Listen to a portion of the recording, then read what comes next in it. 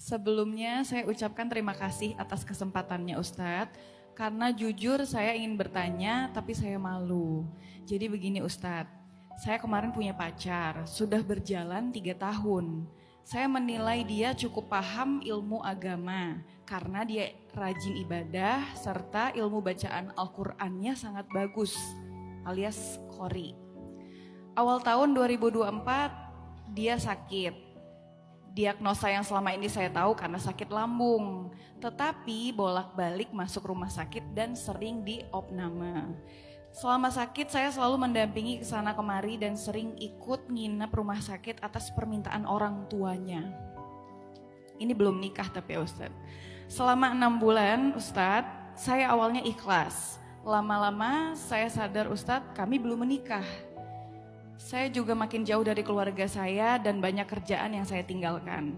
Masalahnya kalau saya tidak bisa menemani dia, pasti dia marah dan saya harus bolak-balik datang ke rumahnya setiap hari untuk membantu menemani dan merawat dia sakit.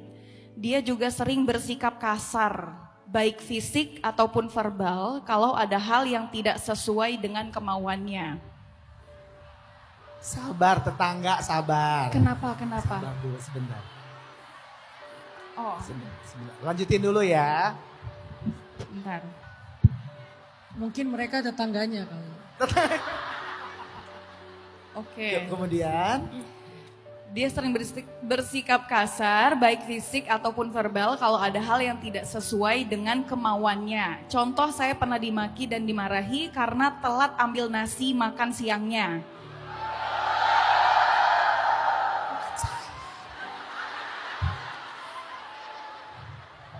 Saya juga pernah dipukul, dilempar barang dan diusir karena telat datang ke rumahnya. Sabar. Belum puncaknya belum.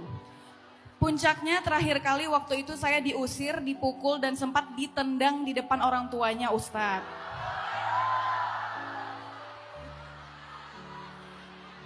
Setelah itu saya langsung memutuskan untuk pergi dan gak balik lagi karena saya capek.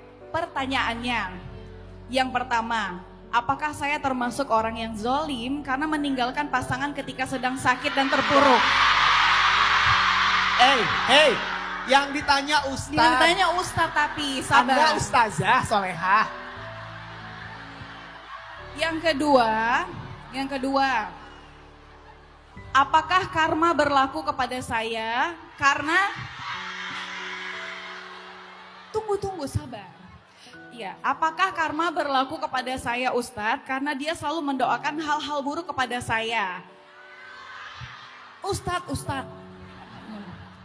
Yang ketiga, bantulah saya dengan doa ya Ustadz, semoga saya dipertemukan dengan jodoh atau calon suami yang jauh lebih baik. Amin. Yang bisa menghargai dan memberi dukungan hidup dunia dan akhirat.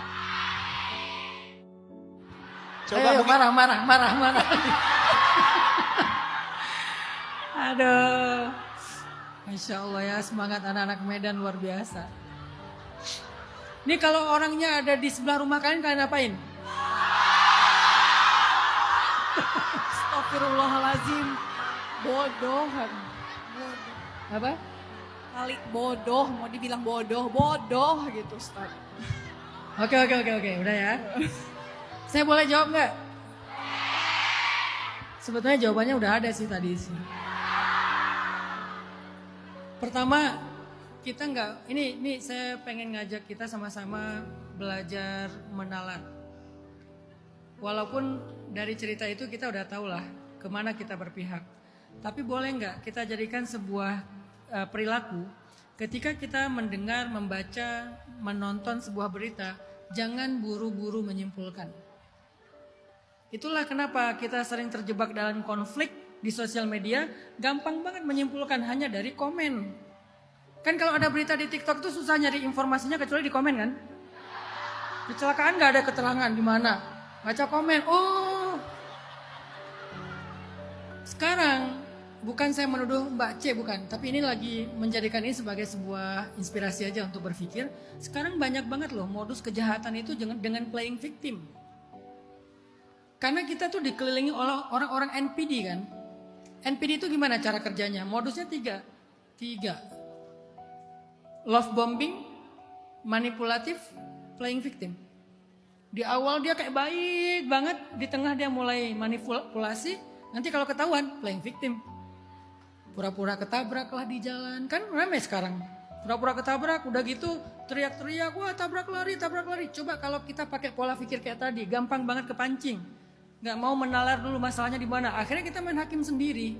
Anak muda, Gen Z, Gen Alpha, atau Gen saya, Gen milenial, kita udah gak boleh lagi main hakim sendiri.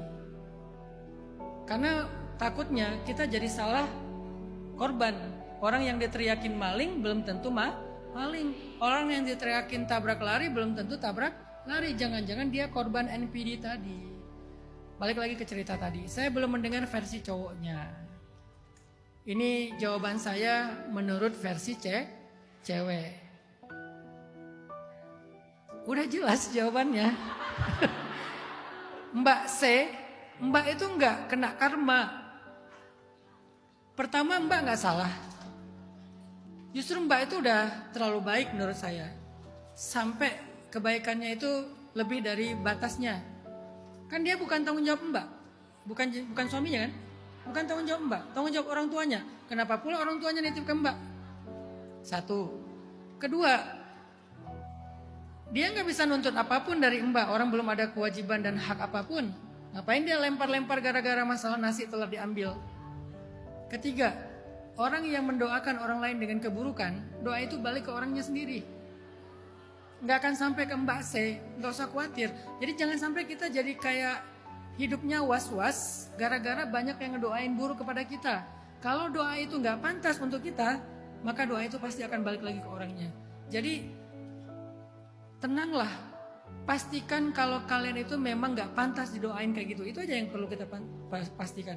Saya nggak pantas didoain kayak gini, orang saya nggak zalim. Tapi kalau kalian zalim, ittaqu da'watal mazlum. Hati-hati dengan doanya orang yang terzolimi, nggak ada hijab dengan Allah. Masalahnya kan ini nggak zalim.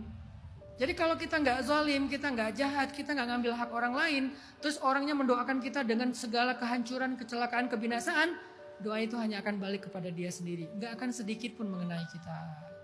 Jadi Mbak C tenang aja, insya Allah apa yang udah Mbak C lakukan itu kalau diniatkannya karena Allah, mudah-mudahan jadi kebaikan. Yang berlebihan semoga Allah mengampuni, dan setelah ini Allah ganti dengan yang lebih baik insya Allah. At-tayyibin lit-tayyibat. Mbak C yang sangat care, sangat peduli, insya Allah nanti akan ketemu dengan laki-laki yang act of service, soft spoken. Saking soft spoken kalau ngomong apa? Saking soft spokennya gitu.